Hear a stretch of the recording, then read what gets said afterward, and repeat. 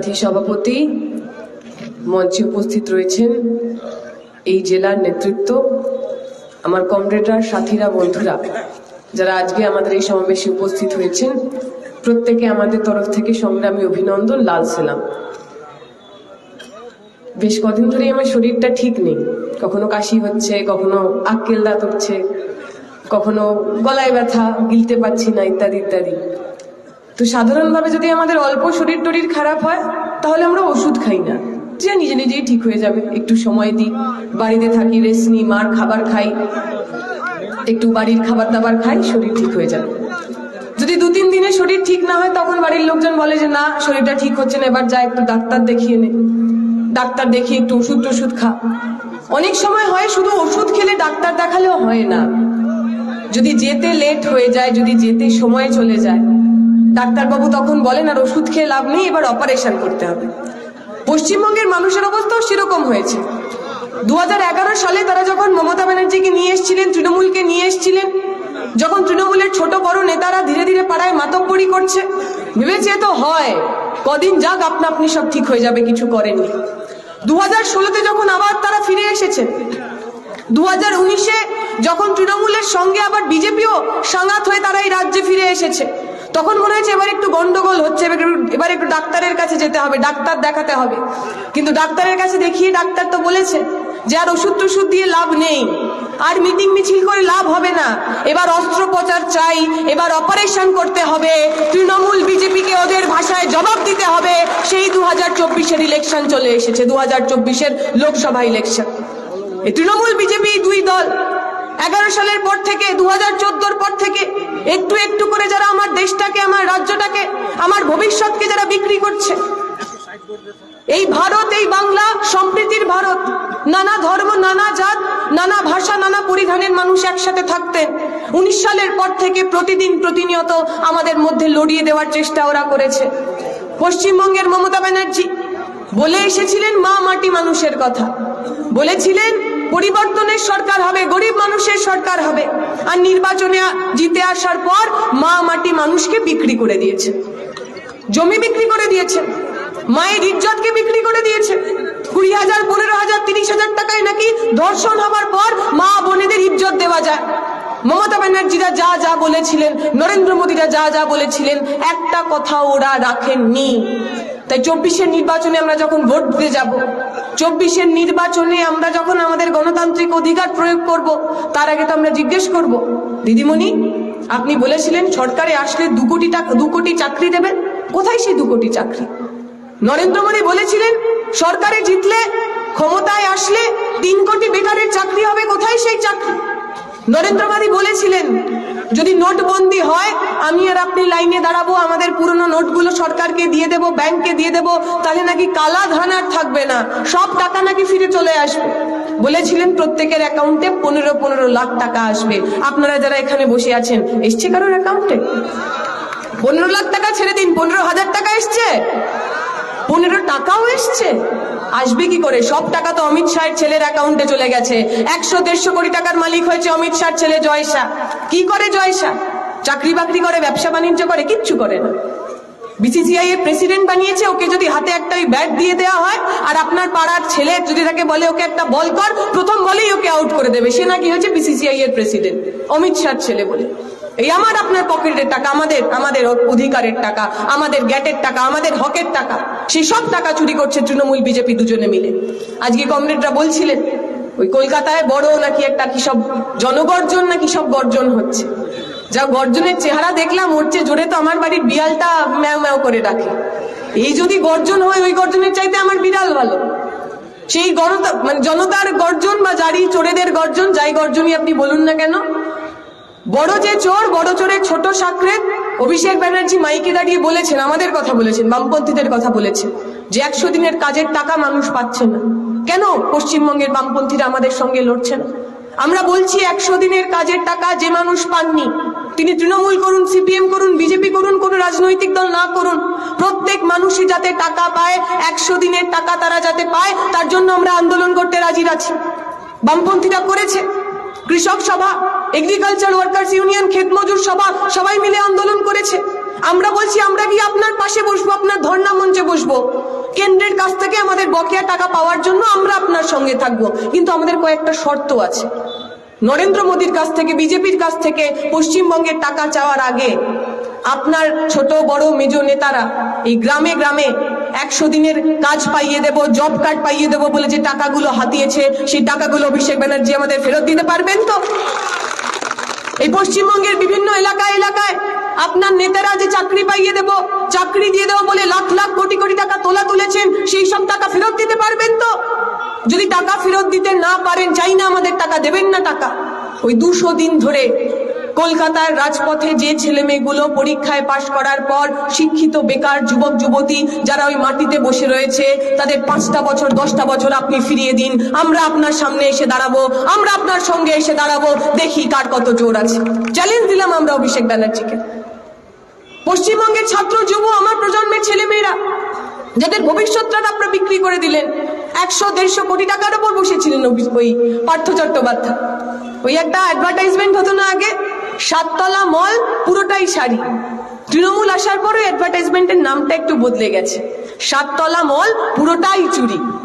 আমাদের মায়েরা যখন দোকানে যান, গিয়ে বলেন না অমুক ডিজাইনের অমুক কালারের একটা শাড়ি দেখান, সেরকম তৃণমূলেও বিভিন্ন ধরনের বিভিন্ন ডিজাইনের চোর পাওয়া যায়। আপনি বলবেন মহিলা চোর, সঙ্গে সঙ্গে কাকলি ঘোষ দস্তিদারকে এনে দেবেন, এই যে মহিলা চোর, ভালো মহিলা চোর। আপনি বলবেন পুরুষ চোর, সঙ্গে সঙ্গে ববি হাকিমকে নিয়ে আসবে। আপনি বলবেন না না একটুখানি গোলগাল মোটা সোটা চোর চাই, বলবে এই যে পার্থবাবু বসে রয়েছেন, পার্থ চোর। আপনি বলবেন না না একটুখানি রোগা পাতলা যদি কেউ হয়, আপনার অত রোগা হয়তো পছন্দ নয়, আপনি বললেন যে একটু অলস চোর চাই। আপনি বলবেন এই তো দেখুন না মদন বাবু, টাকা নেওয়ার সময় উঠতে পর্যন্ত পারেননি, শুয়ে শুয়ে টাকা নিচ্ছিল। তাই বেটে চোর, মোটা চোর, পাতলা চোর, রোগা চোর, মহিলা চোর, পুরুষ চোর, হিন্দু চোর, মুসলমান চোর, যেমন যেমন চোর কারুর দরকার তৃণমূলের কাছে গিয়ে বললেই পেয়ে যাবে। আর যদি আপনার তৃণমূলে মন না ভরে, যদি মনে হয় না এগুলো ছোট চোর, একটু বড় চোর লাগবে, চলে যান বিজেপিতে, শুভেন্দু অধিকারী করার আপনার সামনে দাঁড় করিয়ে দেবে। শুভেন্দু বাবুর চেয়ে বড় চোর পশ্চিমবঙ্গে আর কেউ হয়নি। তৃণমূল বিজেপির চাইতে বড় চোর ডাকাতের সাপ্লাই আর পশ্চিমবঙ্গে কেউ কখনো করেনি। তৃণমূল বিজেপি আজকে হঠাৎ করে এসে বাংলার মানুষের খুব দরদি হয়ে উঠেছে। নির্বাচনের আগে এসে আপনাকে ওই আগের বারের মতো 21-এর মতোই বাইনারি বোঝাচ্ছে। তৃণমূলকে হারাতে বিজেপি আর বিজেপিকে হারাতে তৃণমূল। সাধারণ মানুষ বোকা নন, তারা বুঝতে শিখেছেন। আমি বলবো আমাদের কথা বিশ্বাস করবেন না।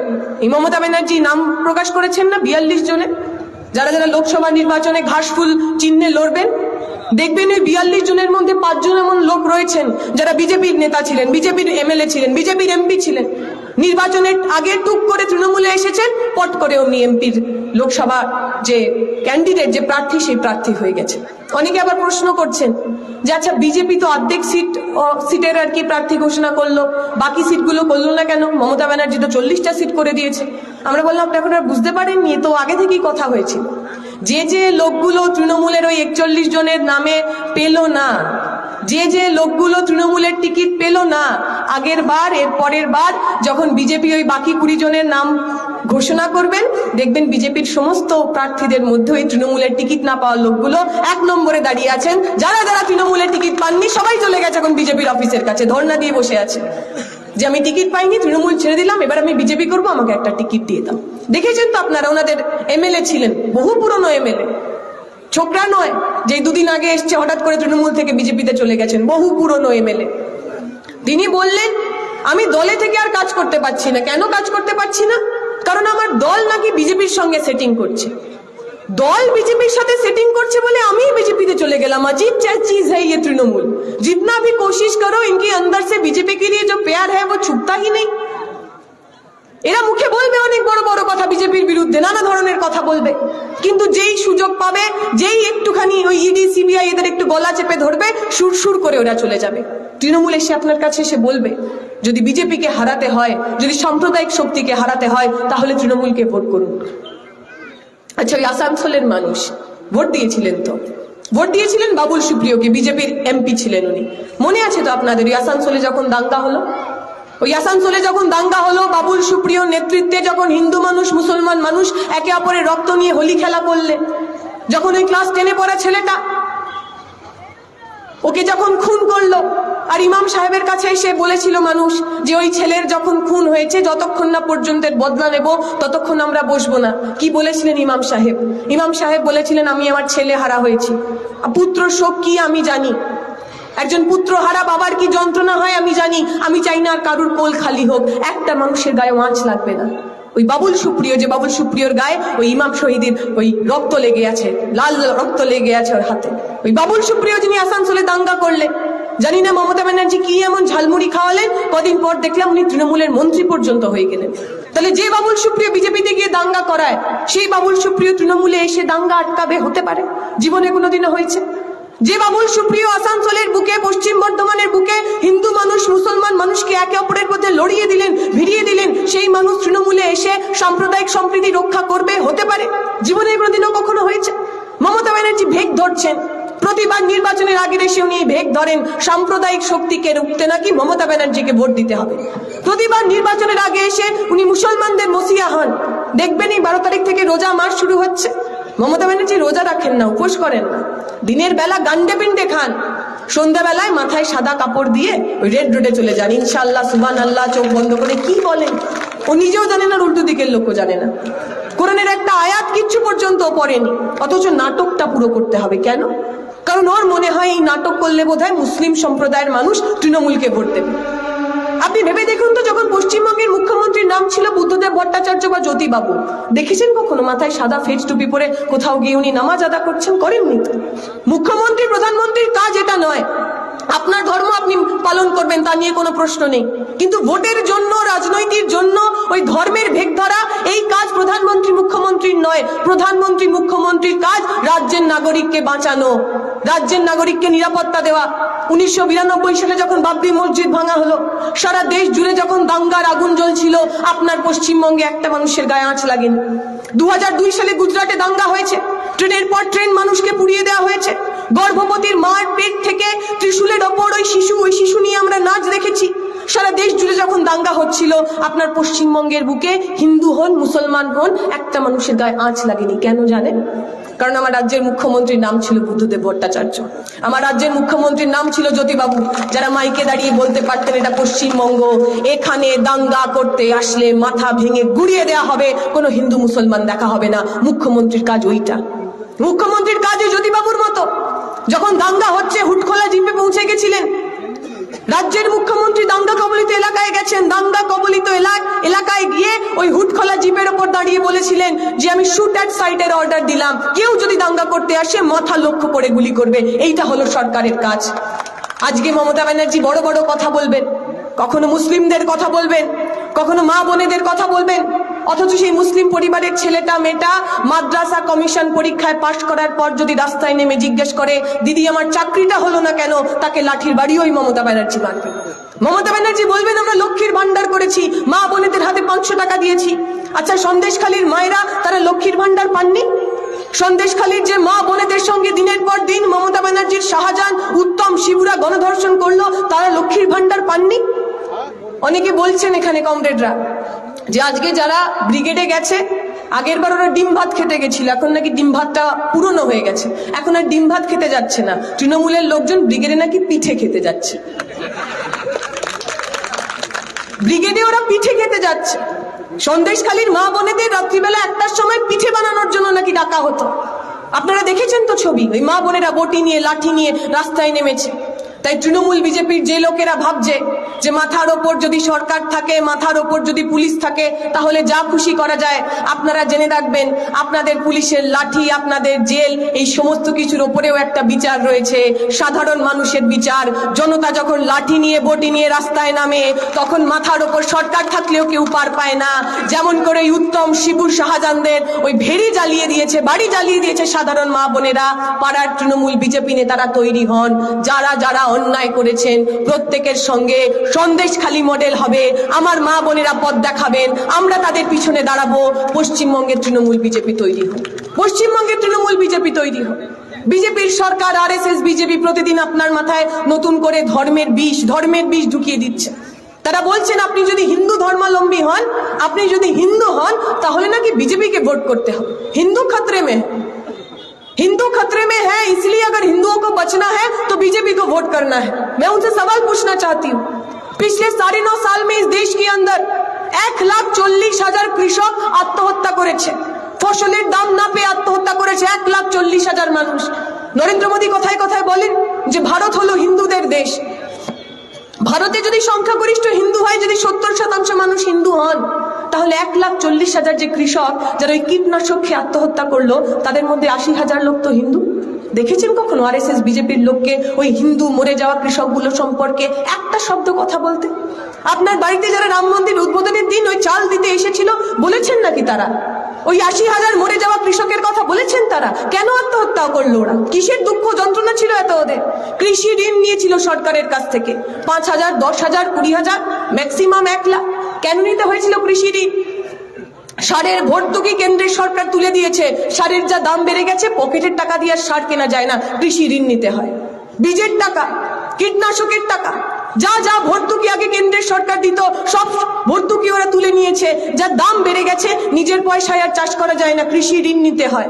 কৃষকরা বলেছিলেন আমাদের এই কৃষি ঋণ মুকুব করে দিন। 1 লাখ, 2 লাখ, 3 লাখ, 4 লাখ। আপনি তো দেশের সরকার, আপনি তো আমাদের ভোটে আমাদের ট্যাক্সের টাকা ওই নীল লাল বাতি গাড়ি চলেন। আমাদের একটু যদি এই কৃষি ঋণগুলো মুকুব করে দেন, তাহলে আমরা বেঁচে পড়তে যাই। নরেন্দ্র মোদী সরকার ওই কৃষি ঋণ মুকুব করেননি, তার বদলে কি করেছেন জানেন? 150 কোটি টাকার কর্পোরেট ঋণ নিয়েছিল। 150 কোটি টাকা। আমি আর আপনি স্বল্প সঞ্চয় যে ব্যাংকে টাকা জমাই, এসবিআইতে যে টাকা জমাই, আমাদের ব্যাংকের টাকা থেকে 150 কোটি টাকা আম্বানি আদানি পুঁজিপতিদের দিয়েছিল নরেন্দ্র মোদী। একদিকে যখন কৃষকের ঋণ নরেন্দ্র মোদী মুকুব করেননি, অন্যদিকে ওই পুঁজিপতিদের কর্পোরেট ঋণ উনি মুকুব করে দিয়েছেন। সুতরাং আপনি হিন্দু হন অথবা মুসলমান, আপনি যদি গরিব মানুষ হন, নরেন্দ্র মোদী আপনার হয়ে কথা বলবে না। আপনি হিন্দু হন অথবা মুসলমান, আপনার পকেটে যদি কারি কারি টাকা থাকে, আপনি যদি বড় লোক হন, পুঁজিপতি হন, নরেন্দ্র মোদী আপনার সঙ্গে থাকবে। আপনাকে তো পক্ষ নিতে হবে। শুধুমাত্র ধর্মের নামে আমরা আমাদের ভোটগুলোকে দিয়ে দেব? ওরা বলবে মন্দির বানানোর জন্য নরেন্দ্র মোদীকে ভোট দিন। আচ্ছা, আপনার পশ্চিমবঙ্গে এর আগে মন্দির ছিল না? 2014-র আগে, 2019-এর আগে পশ্চিমবঙ্গের গ্রামে মন্দির তৈরি হয়নি? আপনার বাড়িতে, আপনার পাড়ায় যে দুর্গাপুজো হয়, সেই দুর্গাপুজো করার জন্য বিজেপির দরকার হতো, সিপিএম এর দরকার হতো, তৃণমূলের দরকার হতো? পাড়ার লোক চাঁদা দিয়ে নিজের পুজো নিজের মতো করতো। এতে তো রাজনীতির কোনো সম্পর্ক নেই। শুভেন্দু বাবুরা বললেন হঠাৎ করে গীতা পাঠ করতে হবে। ব্রিগেডিয়াররা লক্ষ্য কণ্ঠে নাকি গীতা পাঠ করবেন। গীতা পাঠ করবেন, ভালো কথা, কোনো অসুবিধা নেই। পশ্চিমবঙ্গের মানুষ, পশ্চিমবঙ্গের লোকেরা গীতা পাঠ করেন, যার যেটা পছন্দ সেই ধর্মগ্রন্থ তারা পাঠ করেন, কোনো অসুবিধা নেই। হঠাৎ করে ব্রিগেডে বিজেপিকে কেন গীতা পাঠ করতে হবে? যখন দুর্গাপূজা হয়, অষ্টমীর দিন, নবমীর দিন, যখন আমার মা বোনেরা অঞ্জলি দেন, কত কোটি মানুষ একসঙ্গে তারা মন্ত্র পাঠ করেন, দরকার হয়েছিল কোনো বিজেপির? এই কিছুদিন আগে যখন সরস্বতী পুজো হলো, হলুদ শাড়ি পরে বাচ্চা বাচ্চা মেয়েগুলো, সাদা নীল পাঞ্জাবি পরে বাচ্চা বাচ্চা ছেলেগুলো স্কুলে গেল, কলেজে গেল, সরস্বতী ঠাকুরের সামনে অঞ্জলি দিল, দরকার পড়েছিল নাকি কোনো বিজেপির, কোনো তৃণমূল, কোনো সিপিএম, কোনো রাজনৈতিক দল? শুভেন্দু বাবু বলছেন আপনি যদি সচ্চা হিন্দু হন, তাহলে নাকি আপনাকে গীতা পাঠ করতে হবে। আচ্ছা শুভেন্দু বাবু, একটু গীতাটা ঠিক করে পড়ুন তো, গীতা পাঠ করে একটু বলুন তো গীতার কোন স্তোত্রে লেখা আছে আপনি যদি সচ্চা হিন্দু হন তাহলে হাত পাতিয়া ঘুষ নিবেন, এবং ঘুষ নিয়ে ধরা পড়ে গেলেন সঙ্গে সঙ্গে বিজেপি ছেড়ে, তৃণমূল ছেড়ে বিজেপিতে চলে যাবেন। গীতার কোন স্তোত্রে লেখা আছে? কোন জায়গায় লেখা আছে? লেখা নেই। ধর্মের সঙ্গে রাজনীতির কোনো সম্পর্ক নেই। ধর্ম আপনার আস্থার জায়গা, বিশ্বাসের জায়গা, ভালোবাসার জায়গা। এই কদিন আগে শিবরাত্রি গেল, অনেক মায়েরা উপোস করে শিবের মাথায় জল ঢেলেছে। সারাদিন উপোস করে থাকার পর যখন শিবের মাথায় জল ঢালছিলেন, কি চাইছিলেন মা? হাত জোর করে বলছিলেন নাকি যে আমার দেশটাকে হিন্দু রাষ্ট্র বানিয়ে দাও গো, আমার দেশে যেন হিন্দু ছাড়া আর কেউ না থাকে? নাকি সে মাথায় জল ঢালতে ঢালতে বলছিলেন আমার ছেলেটা মেয়েটা যেন থাকে দুধে ভাতে, ওদের জন্য একটা ভালো চাকরি হয়? এই 12 তারিখের পর থেকে যখন রোজা রাখবেন মারা, সারাদিন উপোস করে সন্ধ্যাবেলা যখন ইফতার করে ওই নামাজ আদা করতে যাবেন, কি চাইবেন আল্লাহর কাছে? বলবেন আমার গাজায় হিন্দ চাই, মুসলিম রাষ্ট্র বানিয়ে দাও? নাকি সেই মাও চাইবেন তার বাড়ির যে ছোট্ট মেয়েটা স্কুলে যায়, সেই মেয়েটা যেন ভালো থাকে, মেয়েটা যেন বড় হয়ে একটা ভালো জায়গায় চাকরি করতে পারে? এই তো আমাদের চাওয়া। আপনি যে ধর্মেই বিশ্বাস করুন না কেন, আপনি মন্দিরে যান, মসজিদে যান, গির্জায় যান, গুরুদুয়ারাতে যান, আপনার সঙ্গে আপনার ভগবানের যে সম্পর্ক, সেই সম্পর্ক তো ভালোবাসা, সেই সম্পর্কে তো ঘৃণা নেই, সেই সম্পর্কে তো হিংসা নেই। কোনো ধর্ম তো শেখায় না অপর ধর্মের বাড়ি ভেঙে দিতে, অপর ধর্মের বাড়ির ঘর জ্বালিয়ে দিতে, অপর ধর্মের লোককে খুন করতে, হিংসা করতে শেখায় না তো। এই নরেন্দ্র মোদী তৃণমূলরা, এই মমতা ব্যানার্জি আর বিজেপিরা এরা আপনাকে প্রতিদিন প্রতিনিয়ত আমার বিশ্বাসের জায়গাকে, ভালোবাসার জায়গাকে ব্যবহার করে ওদের রাজনীতির রুটি শিখবে। কেন চাই ওদের রাজনীতি? কেন চাই ওদের ধর্ম নিয়ে রাজনীতি? যখন দেখবেন কোথাও দাঙ্গা হয়, দাঙ্গায় যখন মানুষের ঘর পুড়ে যায়, মানুষের মধ্যে ভয় হয়, তখন হিন্দু পাড়ায় গিয়ে বিজেপির লোকেরা বলবে, দেখো হিন্দু খতরে মে হ্যায়, अगर हिंदू को बचना है तो बीजेपी को वोट करना है। মমতা ব্যানার্জি তখন মুসলিম পাড়ায় গিয়ে বলবে, দেখেছো তো ওই বিজেপি যদি ক্ষমতায় আসে তোমাদের কিন্তু বাড়ি ছাড়া করবে, তাই আসো তৃণমূলকে ভোট দাও। আমরা লাল ঝান্ডা করা লোকেরা বলছি, আপনি হিন্দু হন মুসলমান হন এতে আমাদের কিছু যায় আসে না। আপনি যদি গরিব খেটে খাওয়া মানুষ হন, আপনি যদি ওই লুটে খাওয়া লোকেদের বিরুদ্ধে লড়াই করতে চান, তুলে নিন এই লাল ঝান্ডা। লাল ঝান্ডা আপনার হকের দাবি নিয়ে লড়াই করবে, লাল ঝান্ডা আপনার বেঁচে থাকার জন্য লড়াই করবে, লাল ঝান্ডা আপনার মাথা উঁচু করে বেঁচে থাকার জন্য লড়াই করবে। কখনই না। আপনি কাদের সঙ্গে থাকতে চান? নরেন্দ্র মোদীরা, বিজেপিরা প্রতিদিন প্রতিনিয়ত ওই আইডেন্টিটি পলিটিক্স, রাজনীতির পরিচিতির রাজনীতি আমাদের মধ্যে নিয়ে আসবে। ওরা বলবে হিন্দুদের ঐক্যবদ্ধ হতে হবে। কোন হিন্দু? আপনাদের মনে থাকবে হাথরাসের ঘটনা উত্তরপ্রদেশে। 19 বছরের মেয়ে মনীষা বাল্মীকি, হিন্দু ছিল সে ধর্মে, তাকে গণধর্ষণ করার পর এমন পাশবিক অত্যাচার করেছিল, জিভটা কেটে নিয়েছিল, শিরদাঁড়াটা ভেঙে টুকরো টুকরো করে দিয়েছিল।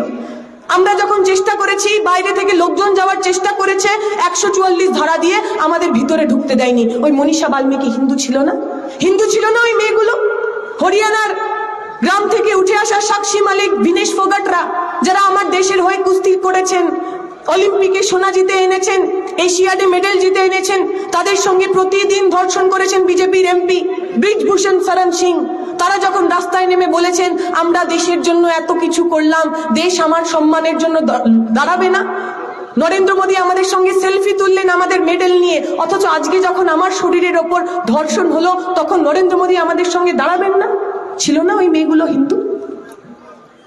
ওই হাথরাসের ঘটনা, উন্নাওয়ের ঘটনা, যেখানে বিজেপির এমএলএ কুলদীপ সেনেগার একটি মেয়ের সঙ্গে ধর্ষণ করলেন, বাবা যখন জানতে পারলো মেয়ের শরীরের ওপর এমন আক্রমণ হয়েছে, গেছিলেন উনি পুলিশ স্টেশনে রিপোর্ট লেখানোর জন্য।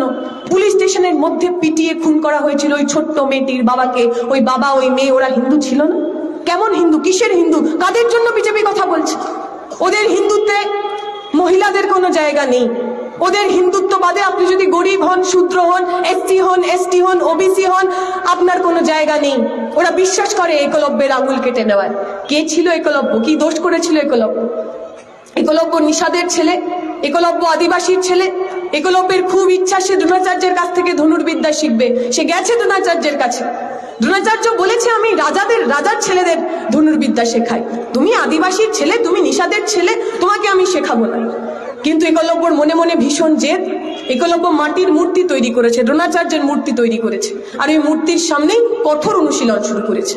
এমন ছিল তার কঠোর অনুশীলন যে সে অর্জুনের চাইতেও বড় তীরন্দাজ হয়ে উঠেছে। দ্রোণাচার্যের কাছে খবর গেছে, দ্রোণাচার্য লুকিয়ে লুকিয়ে দেখেছেন, সত্যিই তো এই যা বিদ্যা অর্জন করেছে তো আমার সবচেয়ে প্রিয় শিষ্য অর্জুনকে পর্যন্ত হারিয়ে দেবে। তখন দ্রোণাচার্য গিয়ে একলব্যকে বলেছে যে, দেখো তুমি তো আমাকে গুরু মেনেছো। একলব্য বলেছে, হ্যাঁ আপনিই আমার গুরু। বলছে, যদি আমাকে গুরু মেনে থাকো তাহলে গুরু দক্ষিণা দিতে হবে। একলব্য বলেছে, আপনি যা চাইবেন তাই আমি আপনাকে গুরু দক্ষিণা দেব। তখন দ্রোণাচার্য বলেছেন, তোমার এই যে বুড়ো আঙুল, এই যে বৃদ্ধাঙ্গুষ্ঠ, এই আঙুল আমাকে কেটে দিয়ে দাও, এটাই তোমার গুরু দক্ষিণা। এখন যে মানুষ ধনুর চালাবেন, যে মানুষ তীর চালাবেন, তার যদি বুড়ো আঙুল না থাকে তিনি আর তীর চালাতে পারবেন? নরেন্দ্র মোদীরা মনুবাদী বিশ্বাসে যারা করেন, তারা চান এমন একটা সমাজ তৈরি হোক যেখানে গরিব মানুষ, আদিবাসী মানুষ, পিছিয়ে পড়া মানুষ, তার আর বুড়ো আঙুল থাকবে না।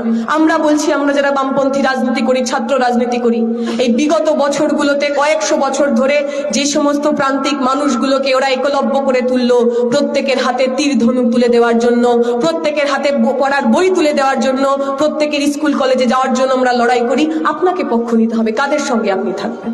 আমি আমার কথা দীর্ঘায়িত করব না, এরপরের কমরেডরা রয়েছেন তারা বলবেন। কিন্তু যে কথাগুলো না বললেই নয়, আমরা দেখলাম এই যে নির্বাচনের যে নাম প্রকাশনারা করেছে তাতে বিভিন্ন ধরনের লোক রয়েছে। সবচেয়ে মজা লাগলো বহরমপুরের প্রার্থীকে দেখে। তৃণমূলের বহরমপুরের প্রার্থীর নাম ইউসুফ পাঠান। জানি তো আমরা ইউসুফ পাঠানের নাম শুনেছি। কি করতেন ইউসুফ পাঠান?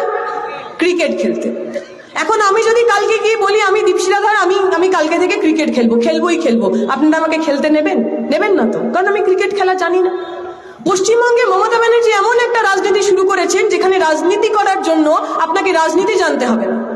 কেউ ফিল্ম স্টার, কেউ দিদি নাম্বার ওয়ান, কেউ ক্রিকেট খেলেন, কেউ দাদা নাম্বার ওয়ান, কেউ চুরি নাম্বার ওয়ান, কেউ ডাকাতি নাম্বার ওয়ান, কেউ ধর্ষক নাম্বার ওয়ান, এইগুলো যদি আপনি করেন তাহলে আপনি তৃণমূলের নেতা হয়ে যেতে পারবেন, তৃণমূলের প্রার্থী হয়ে যেতে পারবেন। আমরা বলছি পশ্চিমবঙ্গের বুকে রাজনীতি ফিরিয়ে আনতে হবে। রাজনীতি করার জন্য, প্রার্থী হওয়ার জন্য আন্দোলনে নামতে হবে, পুলিশের লাঠির বাড়ি থাকতে হবে। শুধুমাত্র এই টিভিতে মুখ দেখিয়ে, চকচকে চেহারা দেখিয়ে রাজনীতি করা যাবে না। আমাদের পক্ষ নিতে হবে। আগামী দিনে পশ্চিমবঙ্গ আমরা কাদের হাতে তুলে দেব? যারা ওই নির্বাচনের আগে পাখির মতো উড়ে এসে বসেন, আপনার কাছে মাইকে এসে দাঁড়িয়ে হাত নাড়ানার বলেন, যদি বিনে পয়সায় আমাকে দেখতে চাও তাহলে আমাকে ভোট দাও, এমন লোকগুলোর সঙ্গে থাকবেন, নাকি আমার পিছনে যে মানুষগুলো বসে আছে? 11 সালের পর থেকে অত্যাচার তো কম হয়নি, বাড়ি ছাড়া তো কম থাকেননি।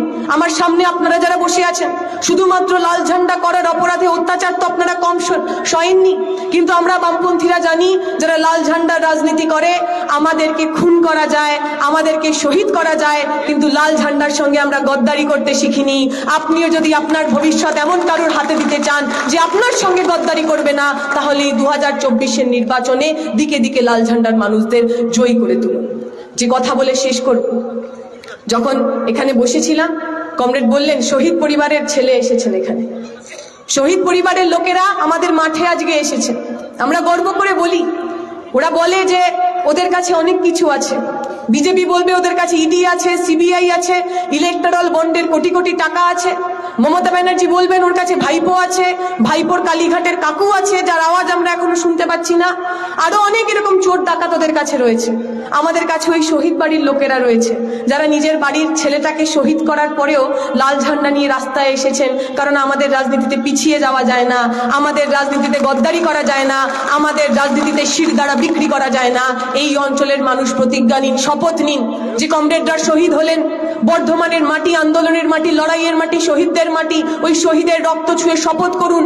আগামী দিনে যখন নির্বাচন হবে, তৃণমূল বিজেপিকে ওদের ভাষায় বুঝিয়ে দেবেন, পশ্চিমবঙ্গের বুকে সুশাসন ফিরিয়ে আনুন। আমি একটা গল্প শুনেছিলাম, ওই যখন মুজাফফরনগরে দাঙ্গা হয়েছে, বহু মানুষের ঘর দর পুড়ে গেছে।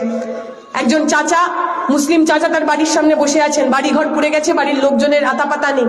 তাকে সীতারাম ইয়েচুরিরা গিয়ে বলেছেন যে চাচা ইহা পে তো সেফ নেই হ্যাঁ, আপ হামারে সাথ আইয়ে, আপনার জন্য একটা নিরাপদ জায়গার আমরা ব্যবস্থা করব। সে ভদ্রলোক চাচা উত্তর দিয়েছে যে দেখো, আমার তো এটাই বাড়ি, আমার দাদা পরদাদা সবাই এখানেই দফন হয়েছে, আমি আমার বাড়ি ছেড়ে কোথাও যাব না। কিন্তু তুমি যদি আমায় কোথাও নিয়ে যেতে পারো, তাহলে আমাকে জ্যোতিবাবুর বাংলায় নিয়ে যেও। আমি শুনেছি জ্যোতিবাবুর বাংলায় কোনো দাঙ্গা হয় না, জ্যোতিবাবুর বাংলায় কোথাও মারপিট হয় না, জ্যোতিবাবুর বাংলায় ধর্মের নামে, জাতির নামে কারুর বাড়ি পোড়ানো হয় না। জ্যোতিবাবুর বাংলাকে ফিরিয়ে আনুন, হরে কৃষ্ণ কোঙারদের বাংলাকে ফিরিয়ে আনুন, আমার আপনার বাংলাকে ফিরিয়ে আনুন। 2024 সালে চোর ডাকাত দাঙ্গাবাজদের পাড়া ছাড়া করুন, গ্রাম ছাড়া করুন, রাজ্য ছাড়া করুন। এই আশা ভরসা রেখে বক্তব্য শেষ করব। শুকরিয়া, ইনকালাব জিন্দাবাদ।